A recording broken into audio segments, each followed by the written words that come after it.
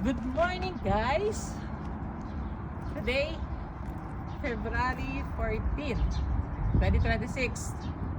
Dito ako dinate ng aking nag-iisang asawa. Actually, pangalawang beach na namin ito. Una, dun sa Ajman. Pangalawa, nandito kami sa Umalquain. So yung part 1, Ajman. Yes, part 2, Umalquain. Parang gagawin nata namin lahat ng Emirates, pupuntahan namin. Dito kami ngayon sa... Kayo magsabi kayo, saan to? Mangrove. Maganda siya, malinis. Masarap ang pagkain din dito. Actually, pangalawang dala rin sa akin dito ng asawa ko. Nung una, nung birthday ko. Wow. Ayan. Dito ulit.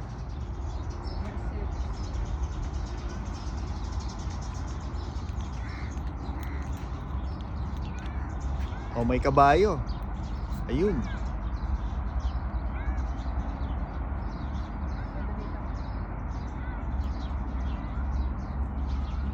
Coco.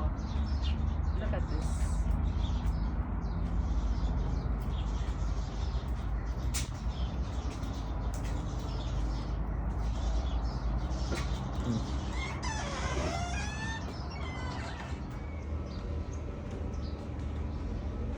Maganda.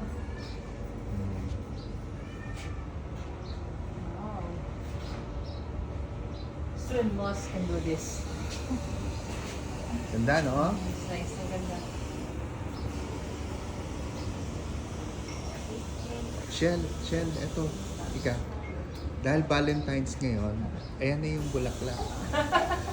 Oh, ayan na, ah. Pipitasin ko na. Sis, nakatipid na ako.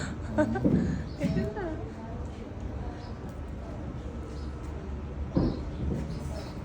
Oh, masaya ka ba sa date natin? Oo, ang ganda oh.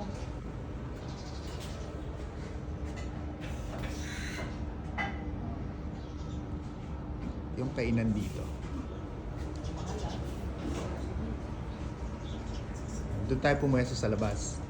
Oh, sige, ikaw nang ikaw nang mag-lead. Ito kaya mo yung 750 naman. Ah, may presyo. May presyo. Oo nga, no? Ito, this is 18,000. Pero, ganda naman. Look Oh, at worth this. it, no? Look at this. Ang ganda, oh. Dito, Guys, do not touch. Pag hinawakan mo, bibili mo na yun. sa mga mahilig sa art. Good one. Yan, let's eat outside. Dito siya, no? Ayun. Oh, sige. Boys, Sam, look how sweet Baba is. Oh. Look at our breakfast. Salmon with avocado toast. Mm. My favorite cappuccino. Saan yung cappuccino? There. Yun. Maubos na eh. Masarap. Kay Baba Matcha. Ito yung matcha. Next time, join us. Mas Sarap. maganda yung lugar niya. Ayan. Ayan. Relaxing. Good one. Next Yeah. time, join us. Yeah. Nice. Nice place. Oh, masaya-masaya misis ko. Of course. Oh, anong masasabi mo? Sarap. Sarap. Ubos. See? Halata nga eh. Walang Masarap talaga yung kanyang avocado toast. Highly recommended. Try nyo when you go here. It's worth the price. Masarap. Actually, ang masasabi ko dyan, it's worth na magkaroon ka ng matinong habibi. Tingnan mo, ayan o, pag Valentine's, so Ayan, may date. may date. Oo. Sama mo.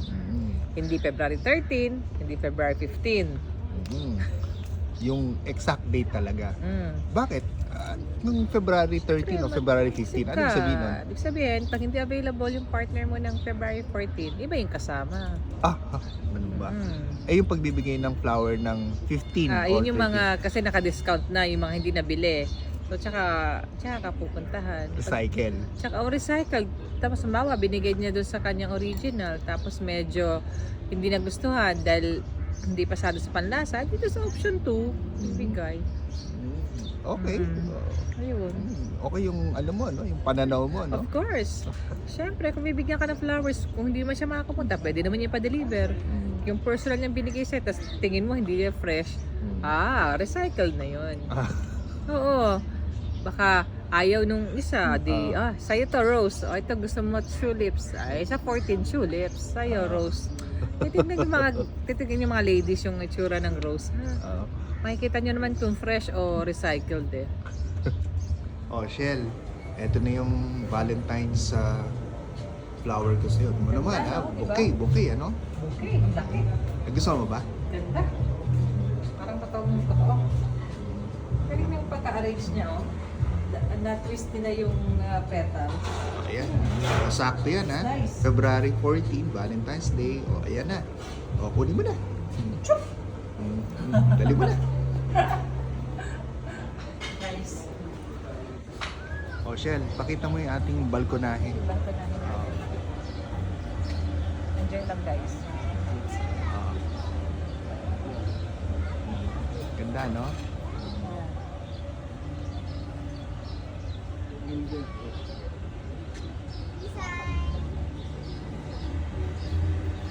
Bagay ka pala, Shell, may nasa balkonahe, no? Of course.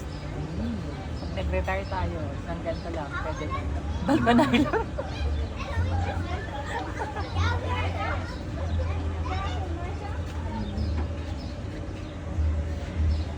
Ganda, oh. Ganda siya. Saka ang ganda lang. I know. No, maganda yung lugar.